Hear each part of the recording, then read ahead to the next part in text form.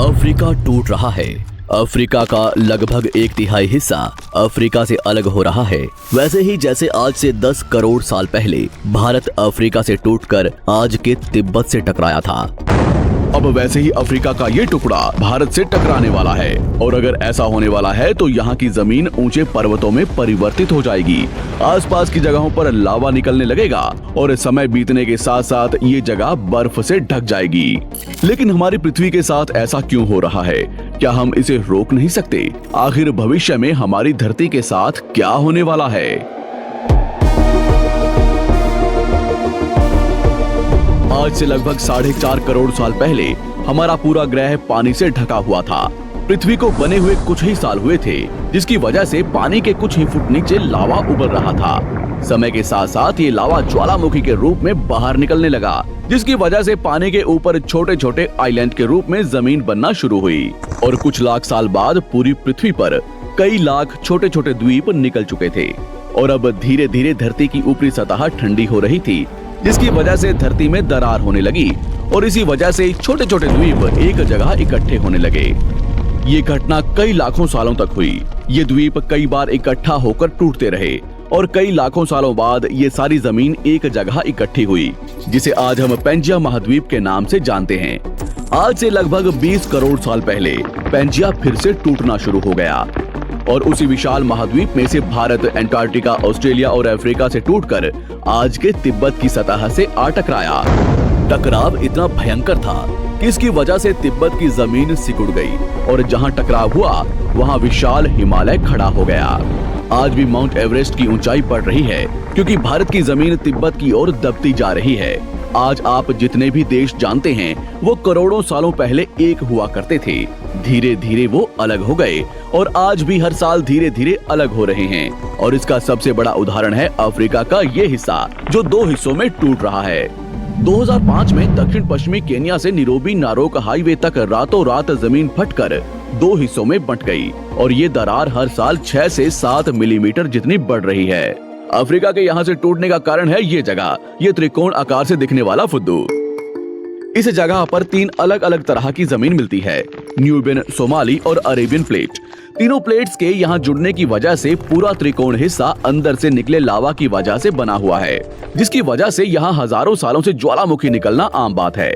यहाँ रहने वाले लोग इस जगह को अपने रहने का ठिकाना मानते हैं, जिस जगह का खुद का ठिकाना नहीं है कि भविष्य में ये रहेगा कि नहीं, क्योंकि ज्वालामुखी से इस तरह का निर्माण होने और हजारों सालों से ज्वालामुखी निकलने की वजह से यहाँ की जमीन पतली और खोखली है।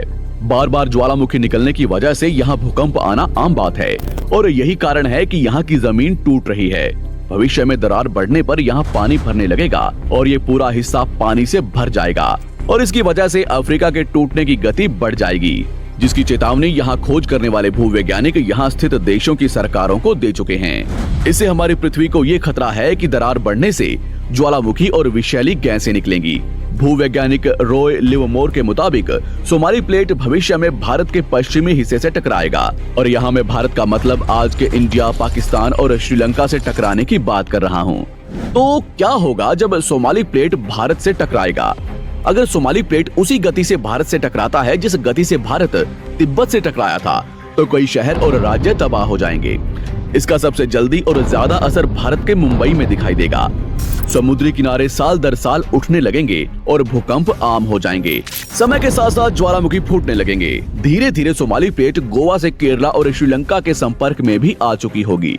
ऊपरी साइड में द्वारका से सोमनाथ और पाकिस्तान के कराची तक सारे समुद्री किनारे पर्वत में परिवर्तित होने लगेंगे और यहाँ विशाल पर्वत खड़े हो जाएंगे, जिसकी वजह से यहाँ का मौसम ठंडा होने लगेगा और यहाँ भी कश्मीर की तरह बर्फ गिरने लगेगी। बर्फ पिघलने की वजह से आसपास कई सारी नदियां निकलने लगेंगी और आसपास के हिस्से घने जंगलों में परिवर्तित होने लगेंगे। टकराव की वजह से साउथ इंडिया टेढ़ा हो जाएगा। उस वक्त तक आज के नेपाल और भूटान का बहुत बड़ा हिस्सा हिमालय में जा चुका होगा। इस वक्त तक सिर्फ भारत ही नहीं, पूरी दुनिया बदल चुकी होगी। पृथ्वी की सारी जमीन एक जगह इकट्ठा हो चुकी होगी और इसकी वजह से आज के ज्यादातर देशों का वातावरण बदल चुका होगा। आज का पूरा एशिया और ज्यादा उत्तर की तरफ जा चुका होगा, जिसकी वजह से आज के घने जंगल रेगिस्तान में परिवर्तित हो चुके होंगे और आज के रेगिस्तान घने जंगलों में। तो इस वीडियो को देखकर दुबई और सऊदी अरब में रहने वाले लोग नाचना शुरू ना करें, क्योंकि अगर पृथ्वी का भविष्य में ऐसा होता भी है तो अफ्रीका के भारत से टकराने और पूरी पृथ्वी की जमीन एक जगह इकट्ठा होने में बहुत साल लगेंगे। इतने की तब तक आपके बाद आने वाली हजारों पीढ़ियां बीत चुकी होंगी। हो सकता है कि हम तब तक एक बहुत विकसित प्रजाति बन चुके हों और हम पृथ्वी के अलावा दूसरे ग्रहों पर भी रहने लगे हों। अफ्रीका के टूटने और भारत से टकराने की थ्योरी रॉय लिवमोर ने 1990 में दी थी, जिसके बाद कई दूसरे भूवैज्ञानिकों ने दूसरी थ्योरी भी बनाई है, जिसके मुताबिक सोमाली प्लेट भारत से नहीं टकराएगी। लेकिन ज्यादातर भूवैज्ञानिकों का मानना है कि धरती की ऊपरी जमीन फिर से एक दूसरे से जुड़ेगी और आज से करोड़ों सालों बाद हमारी पृथ्वी इन चारों में एक जैसी दिखेगी। लेकिन क्या हम इंसान इसे देखने के लिए जिंदा रहेंगे, या क्या भविष्य की धरती पर जीवन पनप या विकसित हो पाएगा? यही एक बहुत बड़ा सवाल है जिसका जवाब हम इंसानों को